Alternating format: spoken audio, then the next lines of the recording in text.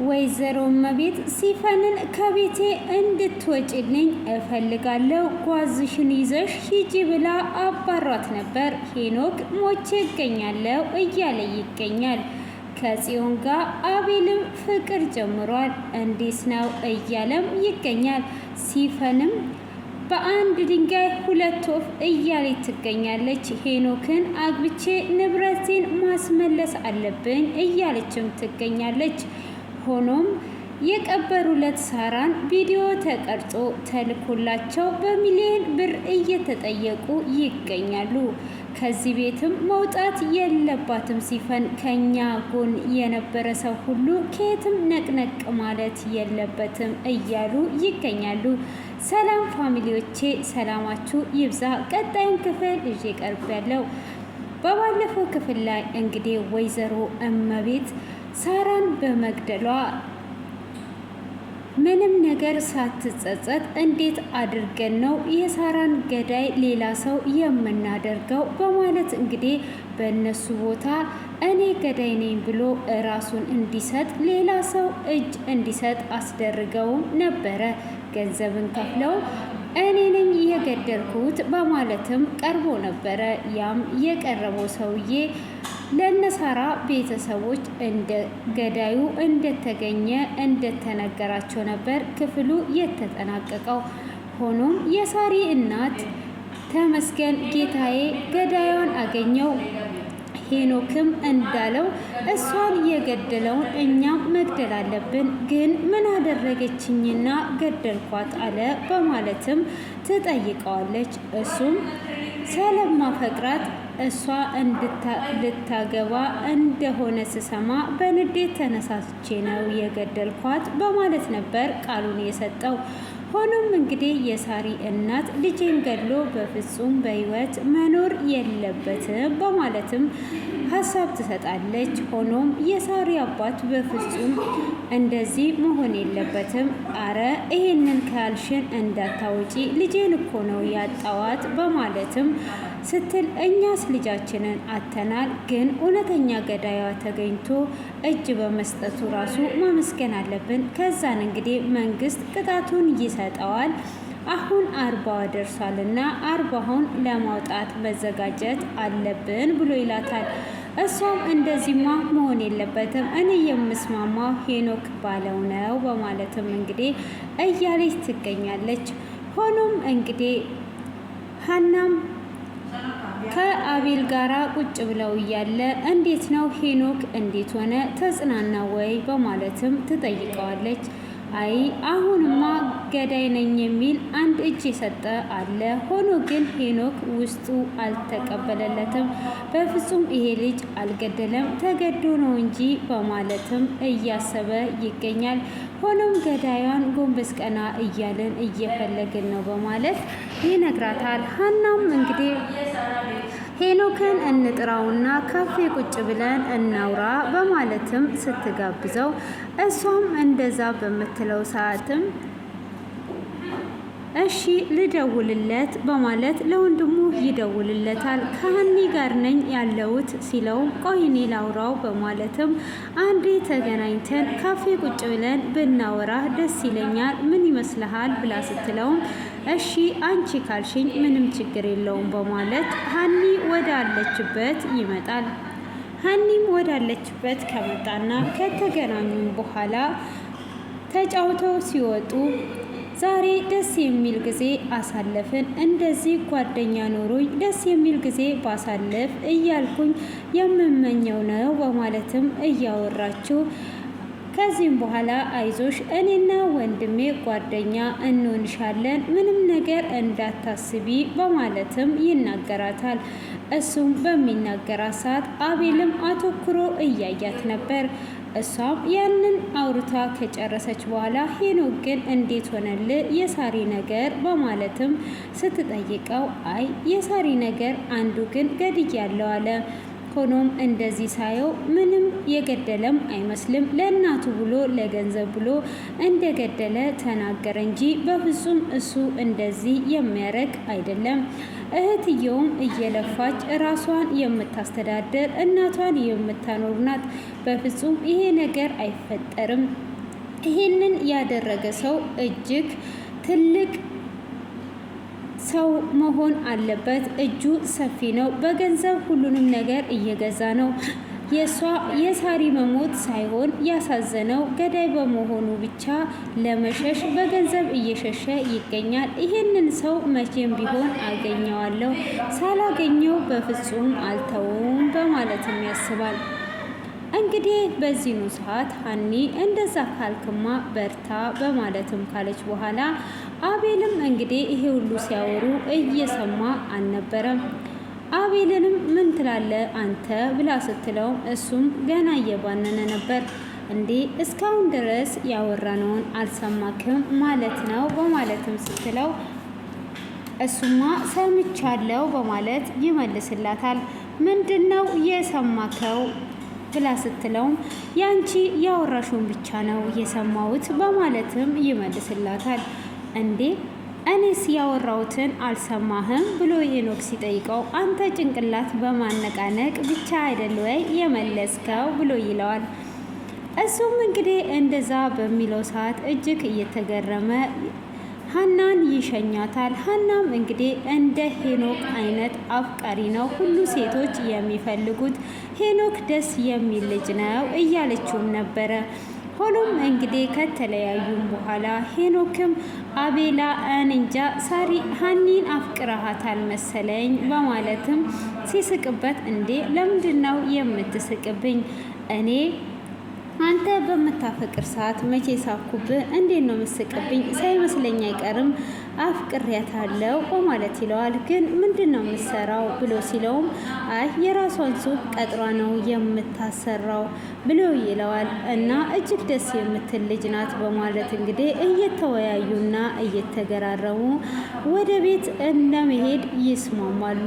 ሆኖም እመቤት እንግዲህ ወደ ሲፈን ጋር ትገባና ቅድም ለሄኖክ ልትነግሪ የነበረውን እያንዳንዱን ነገር እንድትነግሪኝ እፈልጋለሁ ብላ ትላታለች። ሲፈንም እንግዲህ በዚህ ሰዓት ትደነግጥና እኔ ምንም ነገር ልነግረው አልነበረም፣ እኔ ዝም ብሎ ወሬ ነው እያወራን ያለ ነው ብላ ስትላትም አይ ልትነግሪውማ ያልሽ ወሬ አለ፣ ካልነገርሽኝ ይሄን ሽንኩርት እንደከታተፍሽው እከታትፍሻለሁ በማለትም ትናገራታለች። ሲፈንም እኔ ምንም ያጠፋት ነገር የለም እመቤት ይቅርታ አድርግልኝ ብላ ስትላትም እኔ እንዳንቺ ግፈኛና ጭቦኛ አይደለውም። አሁን ቤቴን ለቀሽ እንድትወጪልኝ እፈልጋለሁ። የገባሽበትን ቀን ጀምሮ ቆጥረሽ ደሞዝሽን ወስደሽ ከዚህ ቤት ጥሩግ ብለሽ እንድትወጪ እፈልጋለሁ በማለትም ትናገራታለች።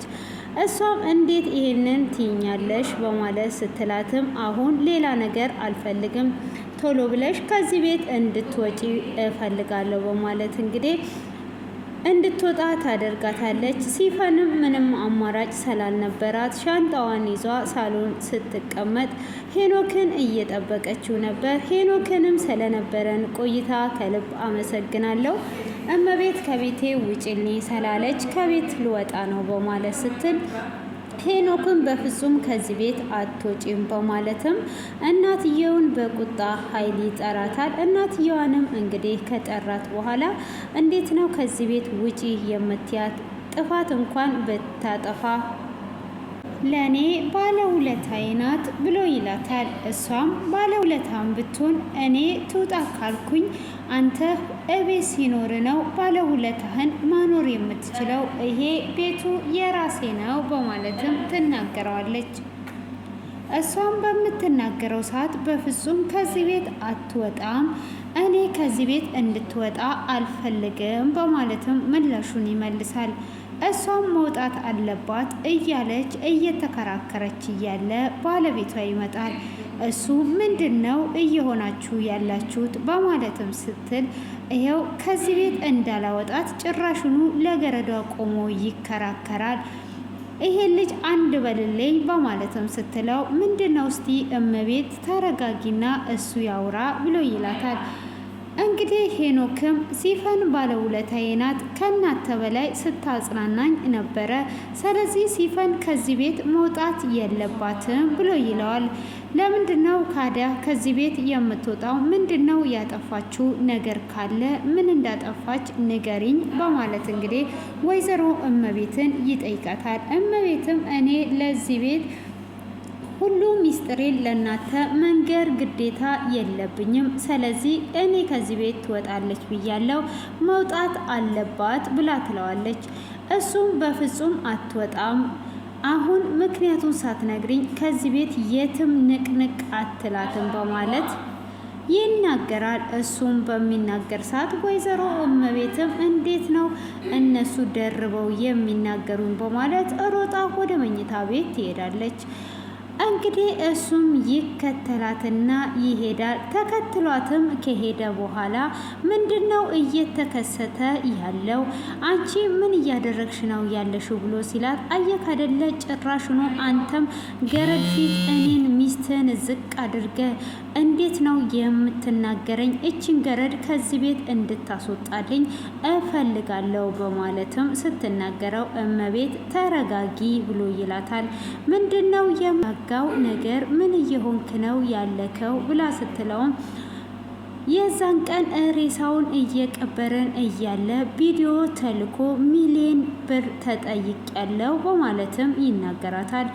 እንዴ ይሄንን ነገር ማን ያየው ማን ያደረገው ብላ ስትለም፣ ስለዚህ ከዙሪያችን ያሉ ሰዎች ወዴትም መሄድ የለባቸውም፣ ይሄንን ማን እንዳደረገ በስልኩ እያጣራን ነው ያለ ነው። ምን ማጣራት አስፈለገ? ብሩን ቶሎ ሰጥተኸው ከኛ ላይ ዞር እንዲል አድርግ እንጂ በማለትም ስትለው እንግዲህ ይሄንን ብር ሰጥተነው ሌላ ብር እንደማይጠይቀን በምን እርግጠኛ እንሆናለን? ስለዚህ ብሩን ከተቀበለ በኋላ ድጋሜ ሌላ ብር አለመፈለጉን እንዴት እናውቃለን? ስለዚህ አሁን ማድረግ ያለብን ነገር ካለ ሁሉንም ነገር ማጣራት አለብን። ስለዚህ ብሩንም እንሰጠዋለን፣ ያለነውንም ነገር ደግሞ እናጣራለን በማለት እንግዲህ እየተመላለሱ ይገኛሉ። ሆኖም እንግዲህ እንደዚህ ሳለ እንዴት ነው ይሄ ነገር የተከሰተው? ምንድነው እሱ በማለትም እንግዲህ አሁን ሲፈን ከቤት መውጣት የለባትም በማለት ይስማማሉ። ሲፈንም እንግዲህ ከቤት አለመውጣቷ ለነሱ እንደሚጠቅማቸው ካሰቡ በኋላ ሆኖም እንግዲህ የእመቤት ባለቤት ይጠራትና ሲፈንን ቅድም ላይ እንደዛ ሽንጡን ገትሮ ለምንድን ነው ሄኖክ እየተከራከረልሽ ያለው ምንድነው እሱ በማለት ይጠይቃታል።